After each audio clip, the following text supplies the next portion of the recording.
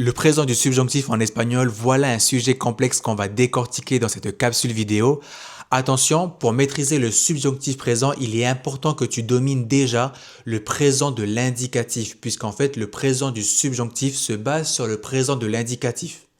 Dans les commentaires, je te mets 4 liens vers les 4 capsules vidéo où je traite justement en détail du présent de l'indicatif. De plus, dans cette capsule, je ne vais pas revenir sur ce que c'est qu'un verbe pronominal, un verbe à diphtongue, un verbe à affaiblissement. Tout cela, je l'ai déjà expliqué dans les 4 capsules sur le présent de l'indicatif. N'hésite pas à sélectionner la catégorie qui t'intéresse le mieux en cliquant directement sur le menu déroulant. Tout d'abord, au niveau des valeurs, le subjonctif, c'est l'inverse de l'indicatif. L'indicatif, c'est le mode du réel. Quand vous dites « je mange », c'est réel. Tandis que le subjonctif, c'est le mode de l'irréel, du virtuel, de l'hypothèse. Ça exprime tout d'abord un souhait, un désir d'une personne envers une autre. Par exemple, « je veux que tu fasses ». Donc, je veux le souhait d'une personne envers une autre que tu fasses. Nous souhaitons que vous ayez.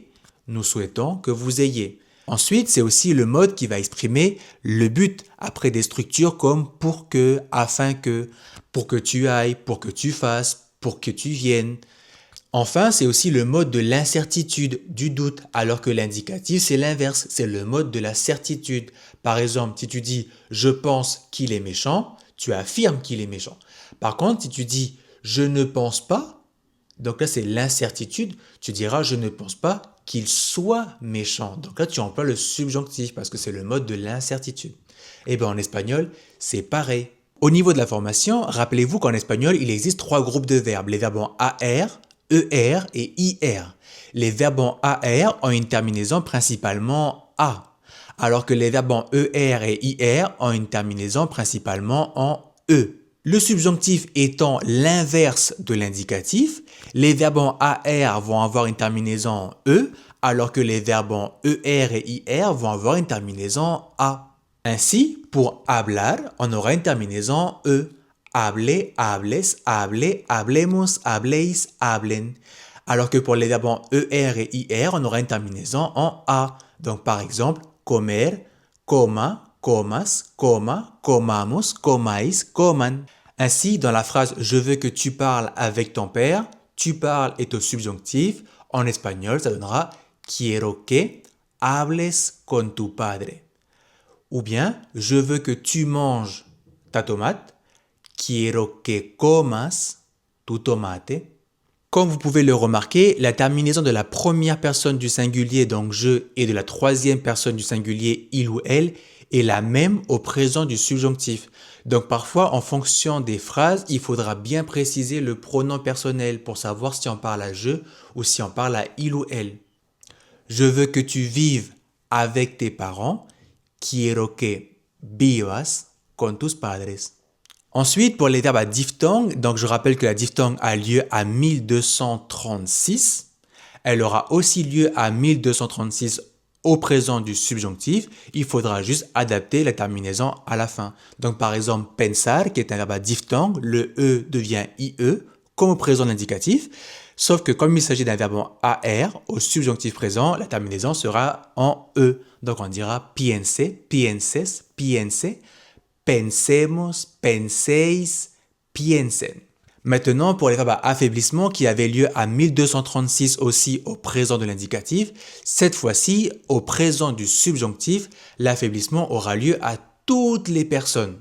Ainsi, le verbe répéter va s'affaiblir à toutes les personnes au subjonctif présent. Ça donnera donc repita, repitas, repita, repitamos, repitais, repitan. Désormais, les verbes à alternance. Là, il faut s'accrocher un peu parce que c'est assez technique. Les verbes à alternance, ce sont des verbes qui, au départ, sont des verbes à diphtongue et qui finissent en IR. Par exemple, dormir. Dormir est un verbe à alternance puisqu'il va avoir une diphtongue à 1236, mais il va s'affaiblir à 45. Ça veut dire que le O devient UE à 1236, mais il devient seulement U à 45. Donc ça, c'est les verbes à alternance. On donnera duerma, duermas, duerma, durmamos, durmais, duerman. Donc, si on veut dire « Je veux que tu dormes », quiero que duermas. Je veux que vous dormiez. Quiero que durmáis. Donc vous avez par exemple dormir, sentir, sugerir. Au présent de l'indicatif, il y avait des catégories de verbes qui étaient irréguliers uniquement à la première personne du singulier. Par exemple, nous avions les verbes en go, ensuite les verbes en sco et enfin les verbes en yo.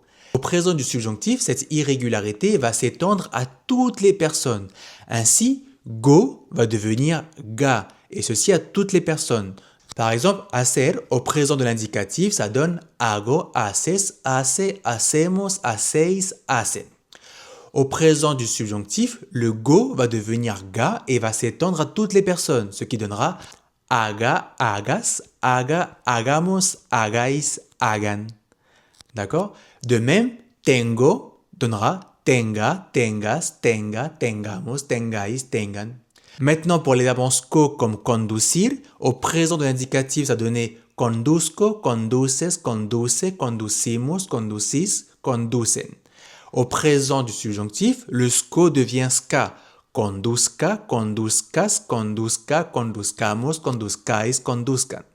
Et enfin, les verbes en yo, comme construyo, deviendra ya. Construyas, construya, construyamos, construyáis, construyan. Enfin, les 7 verbes irréguliers au présent du subjonctif sont les suivants. Ser, qui donnera sea, seas, sea, seamos, seáis, sean. Estar donnera esté, estés, esté, estemos, estéis, estén. Ir au présent du subjonctif très employé, vaya, vayas, vaya, vayamos, vayáis, vayan.